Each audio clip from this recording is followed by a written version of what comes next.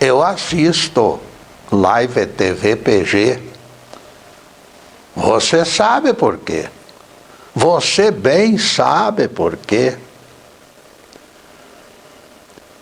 Por gentileza da TV Vila Velha, o programa Quarta Dimensão vem sendo divulgado às sextas-feiras, a partir das 15h30. Não podemos entender pela letra mortífera a recomendação de Jesus: se não comerdes a carne do Filho do Homem e não beberdes seu sangue, não tereis vida em vós.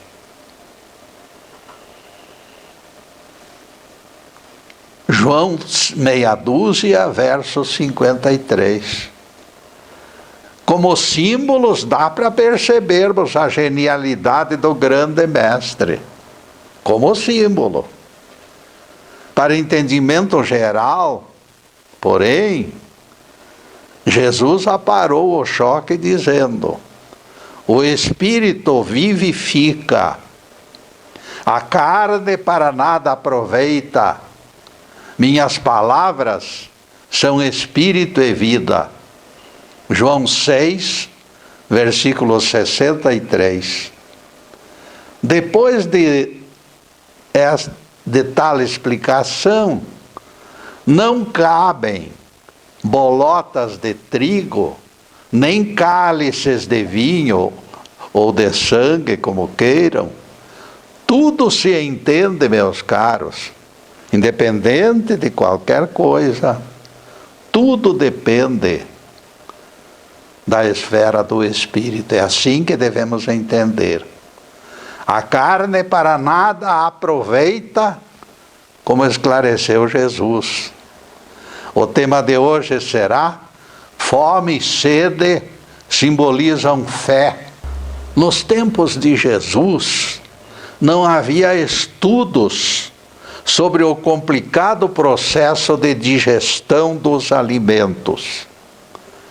Todos sentiam fome, e para acabar com a fome não havia coisa melhor do que comer. Assim entendiam simplesmente as palavras do Evangelho. Para resolver aquela exigência do corpo, ninguém se dava ao luxo de entender a mecânica do ato de se alimentar. Comer, comer, comer, para a conservação da energia. Qualquer demora na ingestão de comida mexia com a fraqueza dos seres humanos, e eles ficavam de humor precário. Isso eles entenderam desde os primórdios, desde lá do tempo das cavernas, que o homem entende assim. Os prisioneiros dos nazistas, durante a Segunda Guerra Mundial, tinham suas rações cortadas antes dos interrogatórios. Deixá-los com fome era a técnica usada para interferência na sua vontade, para fazê-los contar segredos do adversário. Alguém que não esteja suprido de nutrientes essenciais jamais manterá coerência e equilíbrio numa situação de crise. Poderá ser presa fácil de interrogatório tendencioso.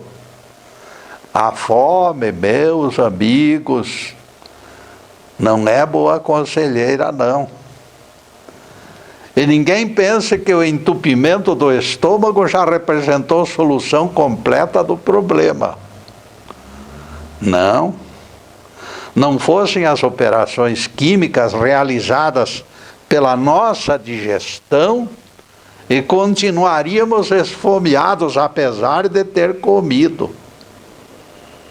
O aparelho digestivo converte a proteína da carne na proteína humana, necessária aos músculos do tecido conjuntivo.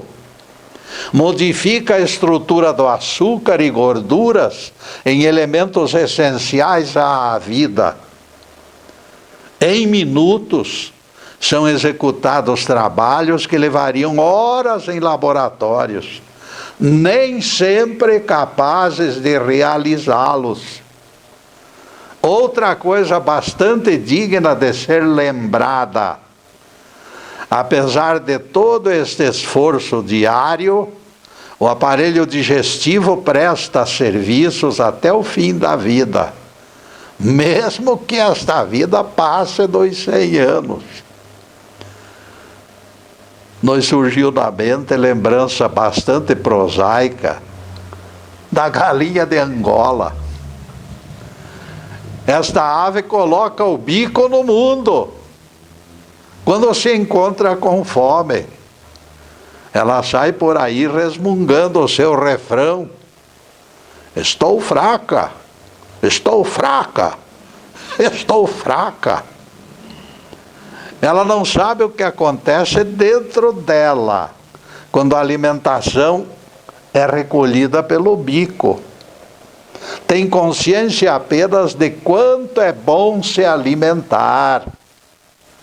E o faz com grandes demonstrações de alegria. Comer, comer, comer para sobreviver. Somente no século XVIII, italiano chamado Lazzaro Spallanzani resolveu investigar os mistérios do trato digestivo. Ele construiu um pequeno invólucro onde colocou carne. Spallanzani, de tempos em tempos, retirava o artefato. Foi assim que se começou a descobrir que o alimento era decomposto por ocasião da digestão. A ideia simplista da passagem da comida de forma aleatória pelo corpo, sem outra consequência que o prazer começava a ser substituída. Todavia, ainda restava longo caminho a percorrer. Somente depois do isolamento dos isótopos radioativos e das descobertas da química das gorduras e proteínas, foi possível entender. Por último, as enzimas vieram a completar a visão perfeita do processo digestivo. Na derradeira quadra do século XX e começos do XXI, aprendemos mais sobre o trato digestivo do que em todos os milênios anteriores. Aprendemos verdade fundamental. O alimento que ingerimos responde pela nossa qualidade de vida. O que nós somos, organicamente falando, é resultado das substâncias químicas que entraram pela nossa boca. Todos os alimentos são decompostos nos elementos fundamentais da vida: glicose, aminoácidos, ácidos gordurosos, glicerina e outros. Os ácidos gordurosos e a glicerina são apanhados e levados para dentro do sistema linfático. A glicose e os aminoácidos atravessam a parede intestinal e são colhidos pelo sangue e levados ao fígado. Vejam que coisa maravilhosa. Os aminoácidos que integram o sangue são colhidos pelas células do corpo na medida das necessidades. Determinada combinação de aminoácidos se integrará às células dos cabelos. Outras se desviarão para as células da pele e outras para os rins. As escórias finais quase não conservam restos úteis. Quando a digestão termina, o processo de aproveitamento terá sido plenamente satisfatório. O surpreendente é que todos os órgãos funcionam perfeitamente em harmonia, mostrando competência. Se alguma interação ocorrer, será fácil nós percebermos que a culpa não é de Deus, a culpa não é do Criador. A culpa é inteiramente nossa. Nossa digestão, com certeza, foi sobrecarregada por funções além da sua capacidade.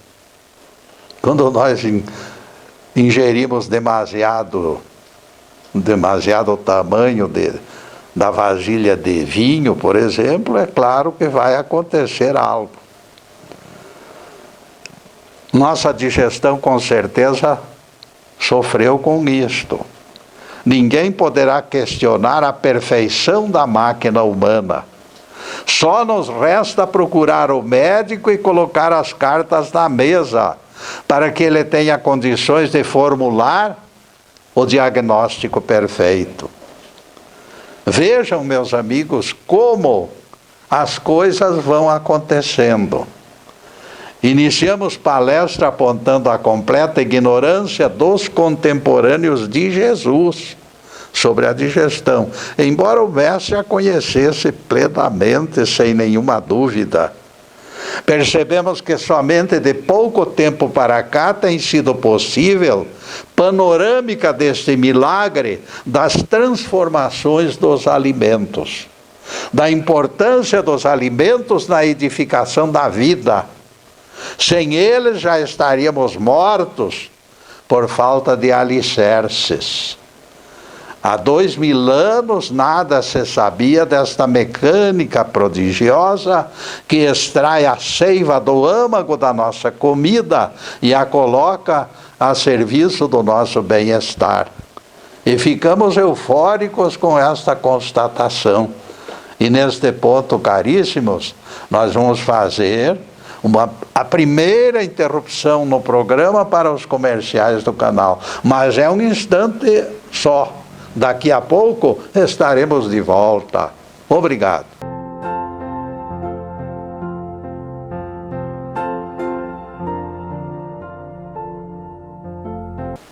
Já estamos no segundo bloco do programa Quarta Dimensão. Como tarefeiro solitário, estou satisfeito com as visualizações dos nossos trabalhos no YouTube e no Facebook. Afinal, milhares de amigos já nos prestigiaram no conjunto da obra, visualizando nossos trabalhos, e nós agradecemos. Agradecemos de todo o coração. O importante é que os acessos, embora devagar, dentro da nossa capacidade, é claro, continuam crescendo. O conteúdo do horário é gravado nos estúdios Fernando Martins, e também palestras anteriores podem ser assistidas pelo Facebook Live TV PG. Todas elas esperam a atenção de vocês, amigos. Por favor, ajudem o nosso trabalho. Nossos agradecimentos ao Fernando e ao Zuber pela cordialidade e pelo suporte que sempre nos proporcionaram.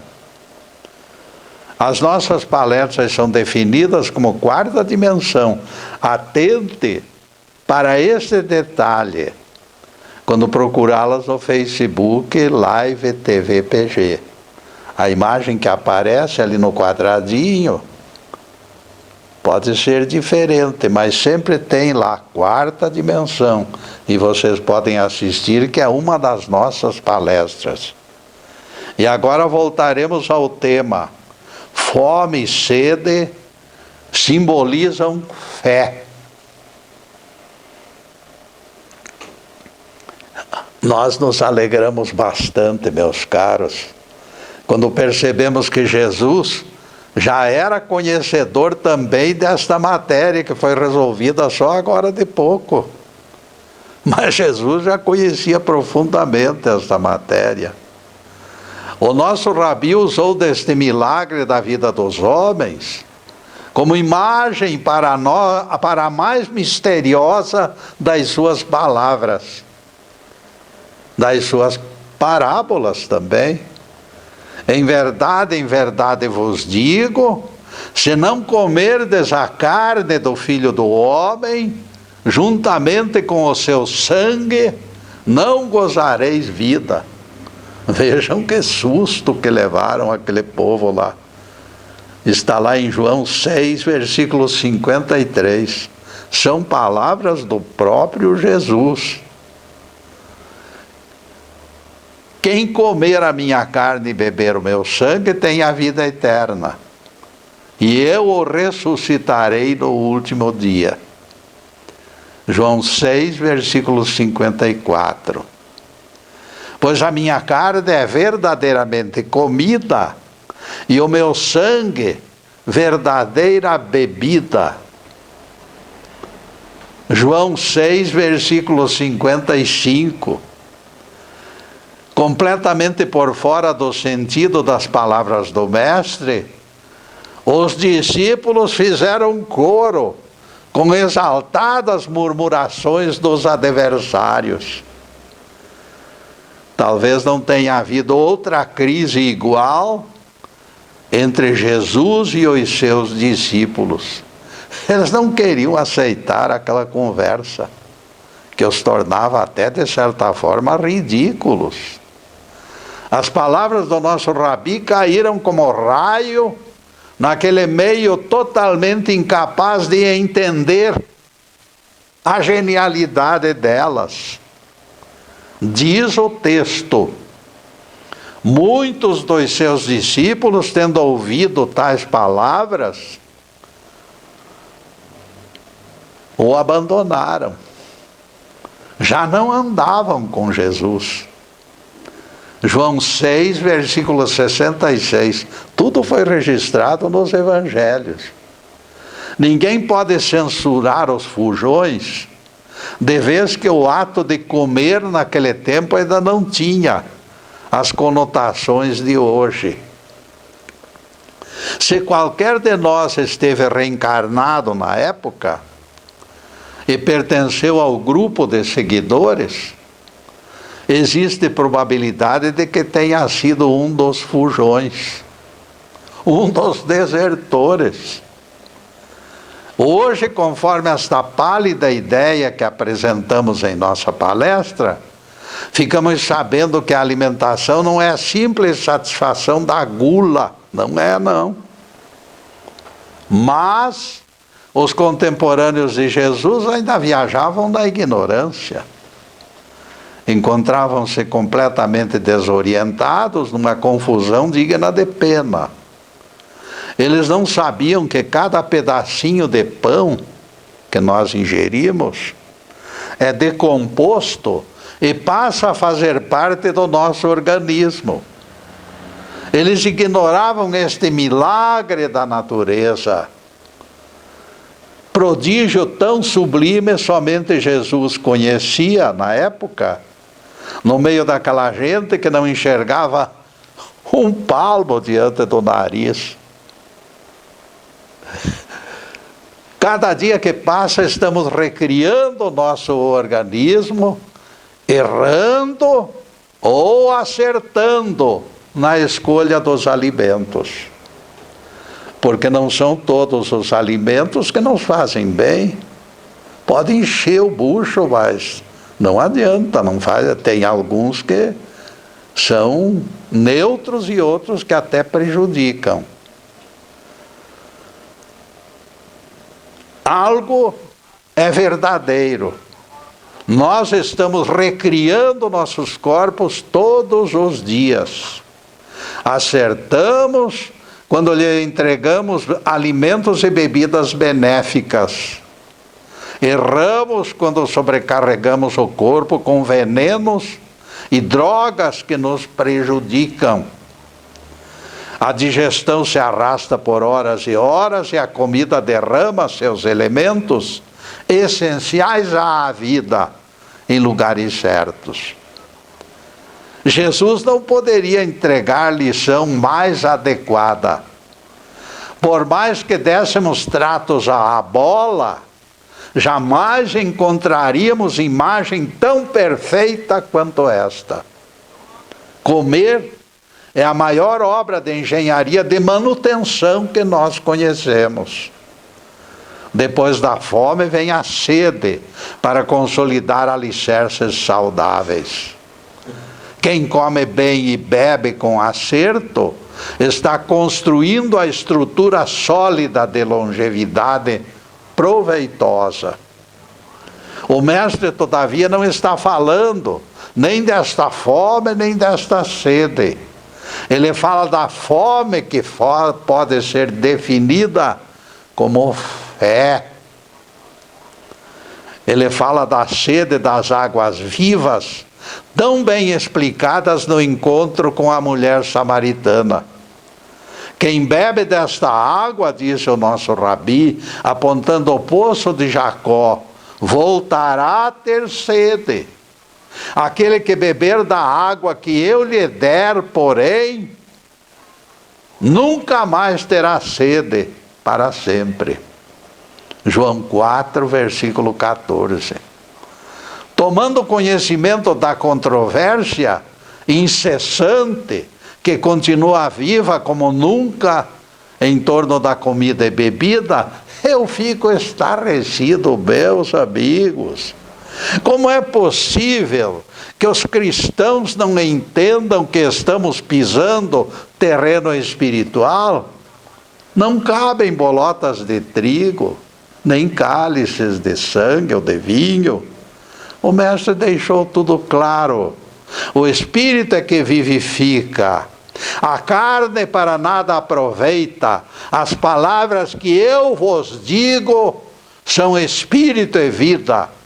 João 6, versículo 63. Como é possível que pessoas esclarecidas fiquem elaborando em termos físicos, quando a lição se refere ao mundo espiritual? É outro mundo, meus caros. Vejam que uma coisa é uma coisa e outra coisa é outra coisa. Quando Jesus declarou para a samaritana que depois de beber das águas vivas, ela não teria mais sede, ele apontava algo espiritual. As águas do poço de Jacó matavam a sede, mas depois a sede voltava porque eram águas do nosso mundo. Será indispensável diferenciar o que é físico e o que é espiritual. Todas as cogitações materiais terão que ser deixadas de lado. O mestre foi claríssimo no seu testemunho. As palavras que eu vos digo são espírito e vida.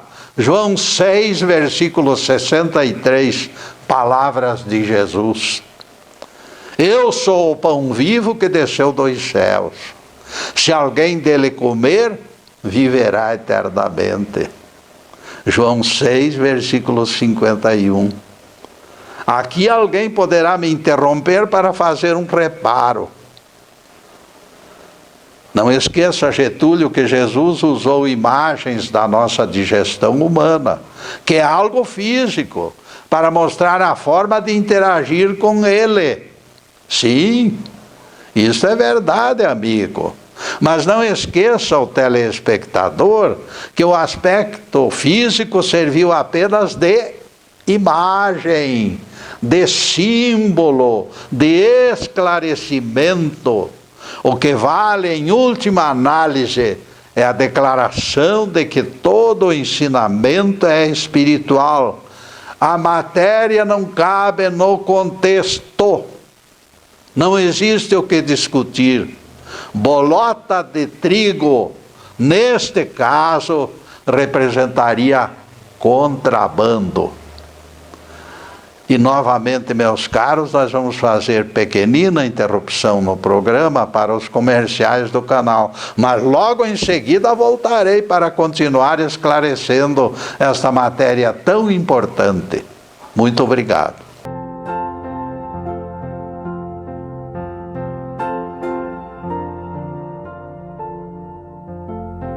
Estamos retornando com o programa Quarta Dimensão, terceiro bloco.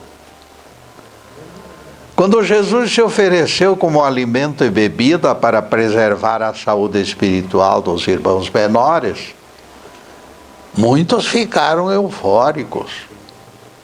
Além de alimentados, seriam salvos e protegidos. Jeová lhes dera maná e pássaros de asas para que se alimentassem. O Nazareno lhes acenara com a própria carne. E até hoje muitos ainda estão convictos de que são merecedores. Nada devem e tudo lhes será entregue. Eles determinam, e o Deus cuidador lhes devolve comida e roupa lavada. Que vida boa, hein? Tudo grátis. Todas as dívidas já foram pagas no Calvário, na opinião deles, não na minha. Ninguém percebe custo algum, apesar de Jesus ter dito: não sairás dali enquanto não pagares o derradeiro centavo. Mateus 5, versículo 26. Esta parte eles nunca leram, eles não gostam disso aí.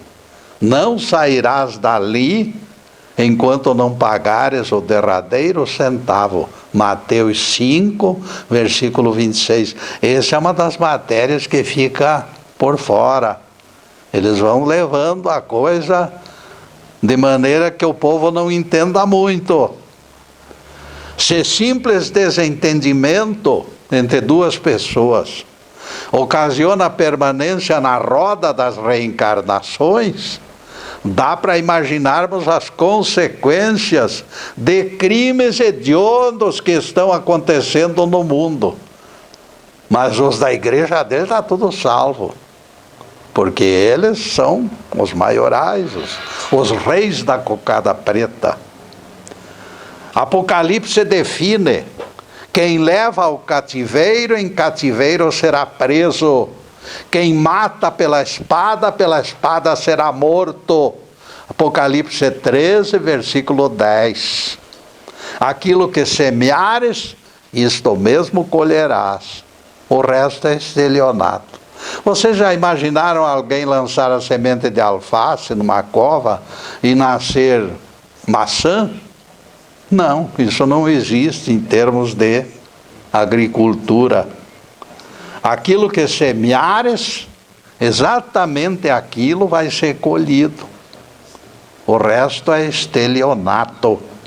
Depois do pinguinho de doutrina, voltaremos ao tema de hoje.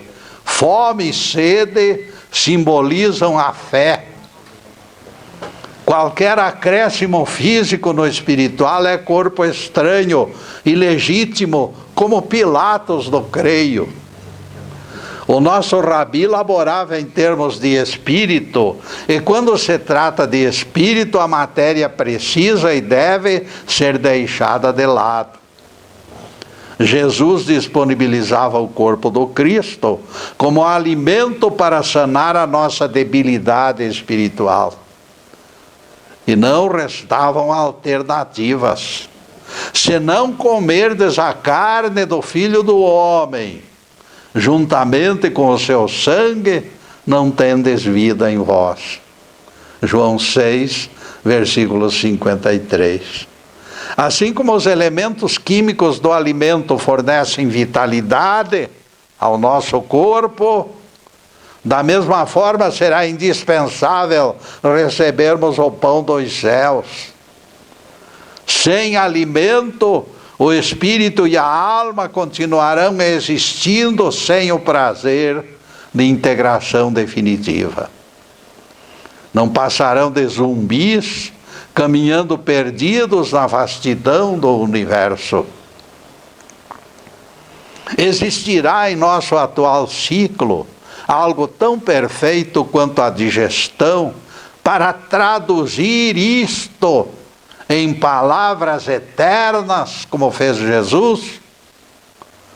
Pois eu afirmo que tal coisa não poderia ser explicada de outra forma, não existe maneira. Sabiamente, o nosso Rabi tomou posse da imagem para nos oferecer a mais profunda e misteriosa de todas as suas parábolas. Vejam o que diz o doutor Radcliffe sobre o intestino delgado, e vocês com certeza ficarão entendendo ainda melhor esta matéria. O intestino delgado é uma das maravilhas do organismo. Ele executa o trabalho final do processo digestivo, decompondo os alimentos e levando-os para dentro do sangue. O alimento necessário vai para o sangue, o resto vai embora. Seus músculos circulares comprimem a comida e ela é dividida em pequenos fragmentos.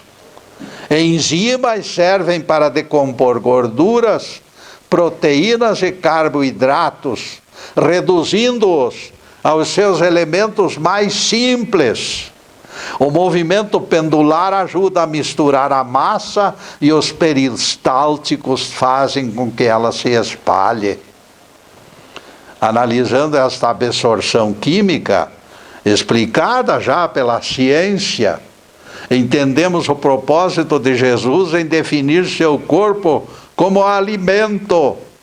O alimento que nós ingerimos primeiro morre para depois se transformar em substâncias benéficas. Vejam que os dentes, o estômago e o intestino delgado os trituram para extrair deles a seiva prodigiosa da vida. O alimento morre primeiro para posteriormente se decompor em luminosidade. E aqui nós apreciamos a beleza do simbolismo criado por Jesus. Por esplêndida coincidência, o corpo de Jesus também morreu. E aconteceu isto para que ele se transformasse em Espírito universal. Escutem o que o Nazareno disse aos discípulos de Emaús: não convinha que o Cristo padecesse para entrar na sua glória. Lucas 24, versículo 26. Posso afirmar como leigo que o que se aproveita é o espírito da comida, o seu âmago, a sua essência.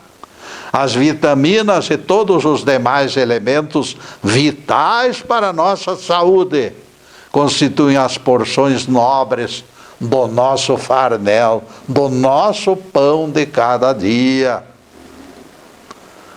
O exagero da nossa gula, meus amigos, é jogado fora. A sabedoria da natureza não deixa que escape, porém, uma única gota daquilo que representa benefício. Tirando os resíduos, todo o restante é aproveitado. A diferença entre o alimento da terra e aquele que nos chega do corpo místico do Cristo é a característica de espírito e matéria. É o ponto de convergência. No pão vivo dos céus, da mesma forma, se desenvolvem as essências que sustentam o nosso equilíbrio espiritualmente falando. Nossas almas têm fome de Deus, têm fome e sede de Deus. Todos. Inegavelmente não existe criatura alguma que não tenha sensibilidade para sentir Deus e ter necessidade de Deus.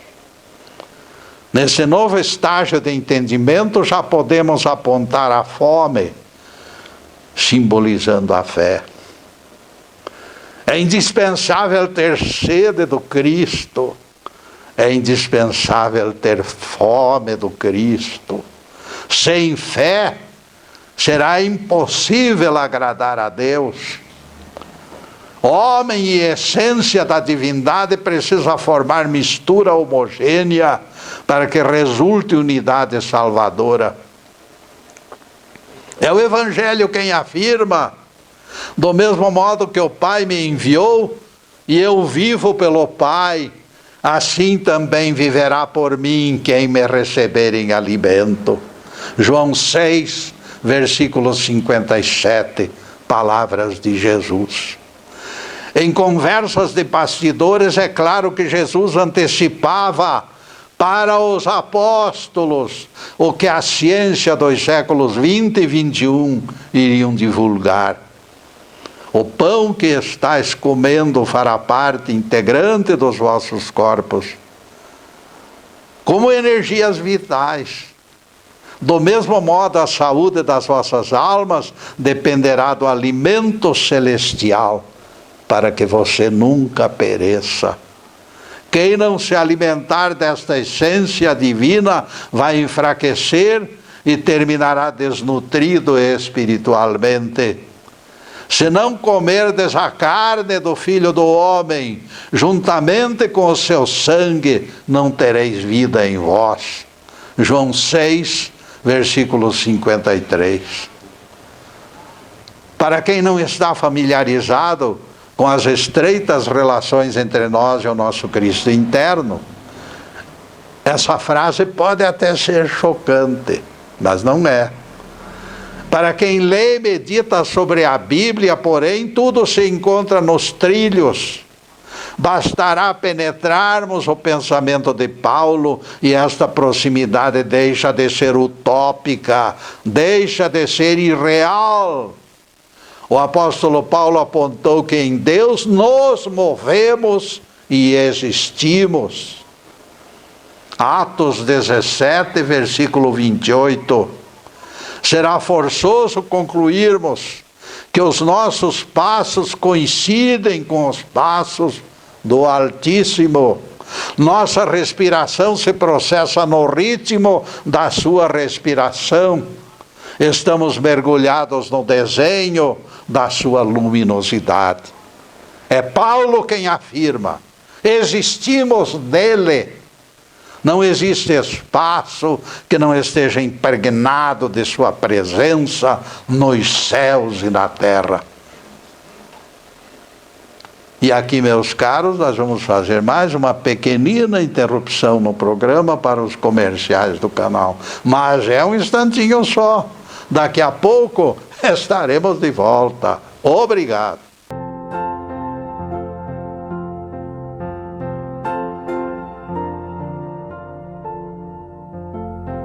Além do Quarta Dimensão, o Facebook Live TV Ponta Grossa transmite outros programas, com firme propósito de agradar telespectadores.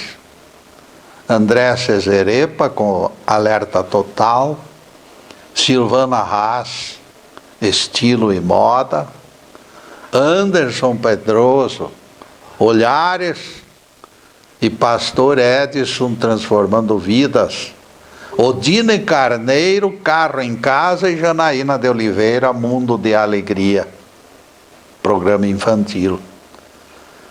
Passaremos agora ao último bloco do programa Quarta Dimensão,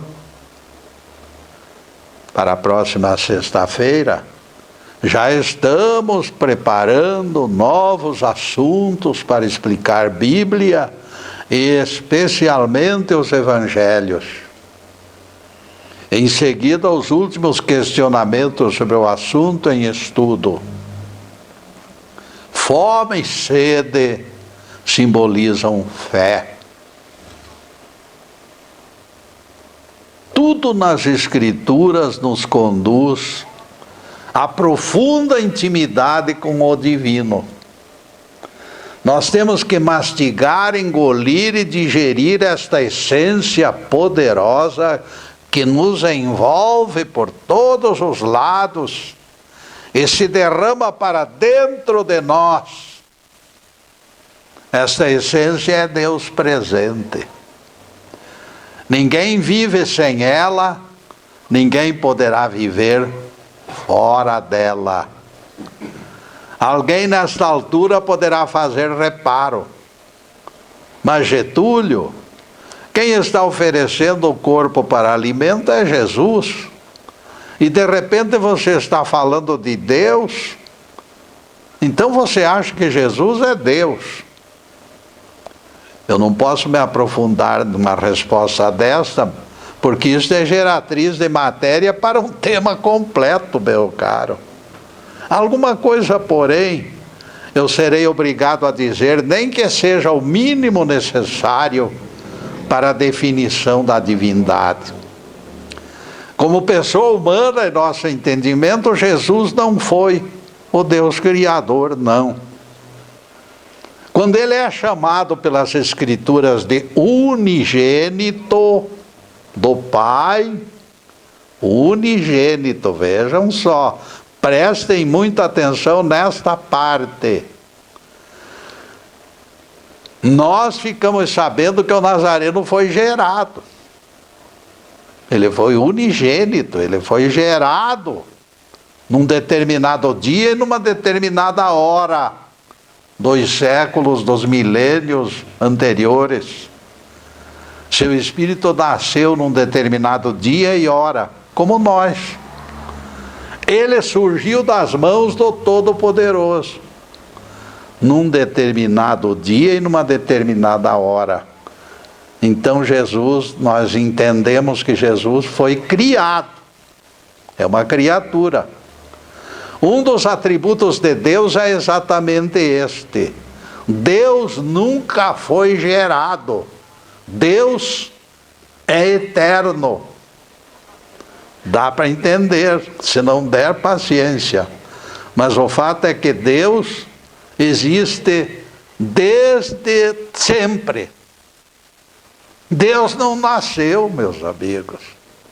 Deus existe e existirá por toda a eternidade. Antes da eternidade ele já existia. Quando as Escrituras dizem Filho unigênito, imediatamente, com base nessas palavras, patenteia-se que o Espírito de Jesus é um Espírito gerado por Deus. Outra coisa, vejam que o próprio Nazareno sempre admitiu dependência do Pai. É Deus quem faz as obras, disse Jesus em João 14, versículo 10. As suas palavras e obras se originaram do Pai eterno e nele foram também geradas. Seus milagres eram feitos por Deus. Ele admite isso em diversas passagens. Se me amasseis, desabafou o mestre Alhures, seria grande a vossa alegria de que eu retornasse para o Pai, pois o Pai é maior do que eu. João 14, verso 28. Alguém de vocês poderia imaginar Deus de diversos tamanhos? Deus grande, Deus pequeno, Deus médio. Se Jesus fosse homem, se Jesus, homem, fosse Deus, meus amigos, ele não divulgaria esta ideia de Deus maior do que outro.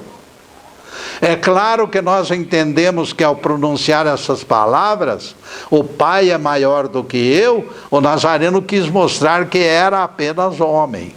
Ele nascera de Maria. Ele fez a declaração com este objetivo: mostrar que era homem. Os intérpretes do futuro compreenderiam suas verdadeiras intenções de repudiar a ideia de um Deus maior e outro menor. Quando o astrônomo Henri Racil concluiu sua explanação sobre a Via Láctea, uma senhora da plateia lhe perguntou: se o nosso mundo é tão pequeno, doutor, e o universo tão grande, Poderemos realmente acreditar que Deus nos reserve alguma atenção? Será que nós merecemos alguma atenção? Isto, minha senhora, depende do tamanho do Deus em que a senhora acredite. Parece que aquele doutor aceitava a teoria esdrúxula de deuses de diversos tamanhos. O pai é maior do que eu. Então, ele estava dentro da teoria simplista de que existem deuses de diversos tamanhos. Se Jesus humano fosse Deus, teríamos que engolir deuses maiores e menores, contrariando a ideia de uma essência única, porque Deus é um só. A essência de Deus é um só. Ela está distribuída em muitos corpos, em muitos espíritos. No entanto, Deus é único. Só existe uma unidade de Deus, do Deus Criador. E a pergunta fica no ar: pode existir Deus grande, Deus médio e Deus pequeno? Existirá Deus maior e outro menor? Esse é um desafio para todas as nossas humanidades e as nossas inteligências. Se Jesus humano fosse Deus, como alguns afirmam, ele próprio estaria criando o Deus gigante e o Deus anão. Isto aí é um absurdo, porque foi ele quem disse: o Pai é maior do que eu. João 14, versículo 28. Alguém nesta altura poderá nos questionar: no princípio era o Verbo, e o Verbo estava com Deus, e o Verbo era Deus. Essas são as primeiras palavras do quarto evangelho. O Verbo era Deus, repetirá o João das Farinhas desafiante, e nós concordamos com ele em gênero, número e grau. Só que este Verbo, como diz o texto, também não é nascido, porque ele já estava com Deus no princípio, como diz a Bíblia. O Cristo, que é o Verbo, representa a essência criatura de Deus. Ele é o braço do Criador. Ele está, a presença da divindade, ele significa a presença da divindade, esta nuvem gigantesca que nos envolve a todos, do norte ao sul, do oeste a leste. Ele se tornou Cristo planetário, porque a essência de Deus explodiu dentro dele, com uma força maravilhosa. Vestindo a túnica de Cristo, o Espírito de Jesus ombreou-se com Deus, na mesma altura, com o mesmo poder e com a mesma divindade. Porque ele recebeu, ele auriu, ele mastigou a divina essência, como disse aos discípulos na estrada de Emaús: honestos e tardos de coração para crer em tudo que os profetas disseram. Porventura não convinha que o Cristo padecesse para entrar na sua glória? Lucas 24, versículos 25 e 26. Foi na cruz que Jesus recebeu o título supremo de divindade, porque ele recebeu aquilo de Deus. Ele entrou naquela mesma essência, que é uma essência única. Todos aqueles que chegam à perfeição se tornam Cristos. Por quê? Porque é o fim de carreira, é o título supremo. Uma coisa é verdadeira: existe ponto alto na pirâmide da evolução. A condição de Cristo representa este ponto alto. Aquele ser, naquele planeta, adquire o título de unigênito do Pai. Ele se torna o Messias Salvador daquela raça. Inúmeros já vestiram esta túnica em outros mundos. No planeta Terra, Jesus se tornou o nosso Cristo planetário. Em todos os planetas, porém, aquele que atingir a perfeição absoluta e sem jaça, este vestirá a mesma túnica sagrada. Para entrar na sua glória, como aconteceu com Jesus, porém, era preciso vencer todas as etapas do crescimento. O Espírito do Nazareno chegou à condição de Cristo do planeta Terra no momento que venceu a derradeira prova. Convinha que o Cristo padecesse para entrar na sua glória, como disse Jesus. Louvado seja Deus. Que o Senhor nos abençoe e nos guarde. Que o Senhor faça resplandecer o seu rosto sobre nós e tenha misericórdia de nós. Que o Senhor possa verdadeiramente reger as nossas vidas e preencher todos os vazios das nossas almas. Obrigado, meu Deus. Obrigado, Jesus. E vocês, meus amigos que estão além desta câmera, eu posso lhes dizer, estou vibrando para que tudo de bom aconteça na vida de vocês. Prosperidade, saúde, alegria. Saúde principalmente para os enfermos, meus amigos. Que Deus ampare a todos.